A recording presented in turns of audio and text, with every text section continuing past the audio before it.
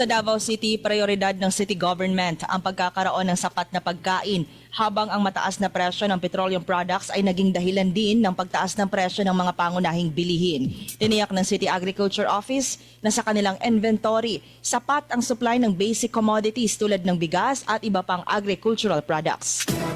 Sa Zamboanga City naman, naaresto ng PIDEA Region 9 ang 2 drug suspects at nakuna ng shabu na nagkakahalaga ng 3.4 million pesos. Ang mga suspect ay nadakip alas 3 ng madaling araw kahapon sa buy-bust operation sa sitio Logoy, Diutay, Barangay Talon-Talon. Inaalam na ng PIDEA ang drug network ng dalawa na ngayon nakapiit sa PIDEA lock-up cell.